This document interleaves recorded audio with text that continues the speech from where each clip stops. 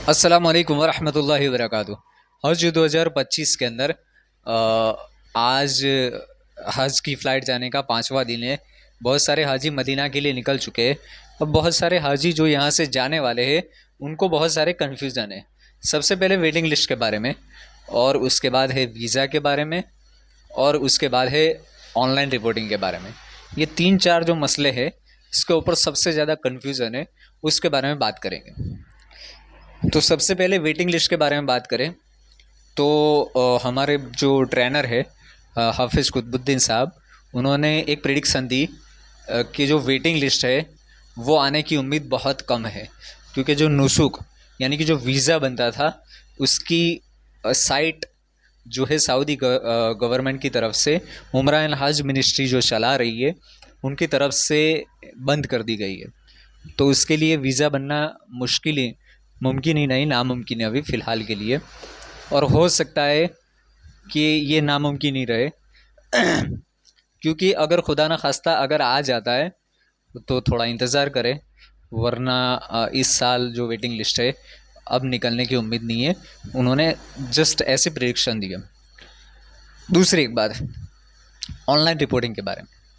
Online reporting के बारे में मैंने पहले भी बताया था कि अगर ऑनलाइन रिपोर्टिंग नहीं हो रही है या कोई मसला आ रहा है तो आप ऑफ़लाइन रिपोर्टिंग करने ही वाले हो।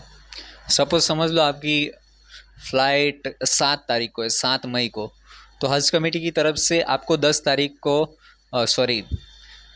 5 तारीख को 10 बजे का वक्त दिया जाता है। उस वक्त के ऊपर पहुंच जाए, सीधी सी बात है, और वहां पर जाकर ऑफलाइन रिपोर्टिंग करवा ले। उसके बाद रिपोर्टिंग के बाद अपने सारे डॉक्यूमेंट कलेक्ट कर ले, मसला हल हो जाएगा। तो ये मसला हल हो जाएगा इसलिए अगर ऑनलाइन रिपोर्टिंग के अंदर कोई मसला आ रहा है तो उसके लिए घबराएं नहीं। जो आपकी ऑफलाइन रिपोर्टिंग है, जो आपको डॉक्यूमेंट कलेक्ट करने जाना है, वहाँ पर सीधी सी बात है कि वहाँ पर हो जाएगा, सीधी सी बात है कि वहाँ पर हो जाएगा। तो इसलिए घबराए नहीं। ये रिपोर्टिंग का जो मामला है ऑनलाइन, वो हज कमेटी ने 3 साल से शुरू किया है। उससे पहले ऑफलाइन ही रिपोर्टिंग होती थी। तो इसलिए जिनकी रिपोर्टिंग ऑनलाइन नहीं हो रही है या कोई दिक्कत आ रही है, या बहुत सारे हाजी ये कंप्लेन कर रहे हैं कि हो रही है आखिर के अंदर कुछ एरर आ रहा है, तो उसके लिए कुछ प्रॉब्लम नहीं है। अगर आपको कोशिश करनी है कि अगर हो जाए तो ठीक है, नहीं हुआ तो उसके लिए कोई घबराने की ज़रूरत नहीं है। आपके पैसे भरने के बाद हज कमेटी की सारी जिम्मेदारी हज कमेटी के पास रहती है। इसलिए इस बारे में कोई हाजी घबराए नहीं, और किसी और को भी घबराए मत, तो ये मसले हल हो जाएंगे। बहुत सारे हाजी घबरा देते कि ऑनलाइन रिपोर्टिंग नहीं की तो वहाँ जाकर मसले हो गए, ये होगा वो होगा। कुछ नहीं होता। तो इसलिए जो ऑनलाइन रिपोर्टिंग कर रहे, कोशिश करें, नहीं हो रही है ऑफलाइन कर दें। जो अपनी डेट है वहाँ पर जाकर ऑफलाइन ऑटोमेटिकली हो जाएगी। उसके बाद एक इश्यूज़ है वीज़ा का। बहुत सारे हाजियों को मेल के ऊपर वीज़ा मिल चुका है, बहुत सारे हाजियों को नहीं मिला है।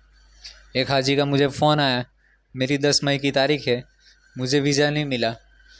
मेरे भाई की 20 मई की है, 19 मई की है, उनको वीज़ा मिल चुका है ऑनलाइन जो मेल के ऊपर।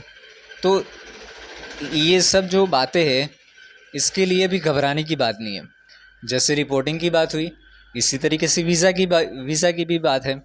वीज़ा ऑनलाइन हज कमेटी की तरफ से पिछले साल मेल के ज़रिए से इसलिए देना शुरू किया ताकि आप जो अपना नाम है, एड्रेस है वगैरह दे सके, और खुसूस इसके अंदर नाम रहता है तो आप नाम उसको बराबर तरीके से देख सके। तो उसके अंदर भी कोई थोड़ा बहुत आगे पीछे मसला होता है तो हज कमेटी उसको संभाल लेती है, तो उसके अंदर भी कोई मसला नहीं है। बहुत सारे लोगों को वीज़ा के अंदर, कई सारे लोगों को, मैं तो कहता हूँ कि ये तादाद 500-700 या हज़ारों के 1000 के अंदर भी हो सकती है।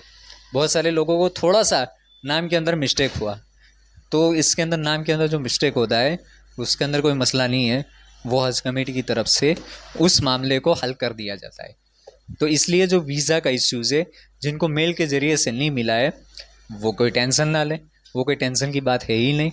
तो इसलिए जो वीज़ा, रिपोर्टिंग या वेटिंग, ये तीनों मसले जो अभी सबसे ज़्यादा चर्चा में, तीनों के ऊपर बात हुई। वेटिंग के लिए सदका निकाले, दुआ करे, अल्लाह करे कोई इंतज़ाम हो जाए।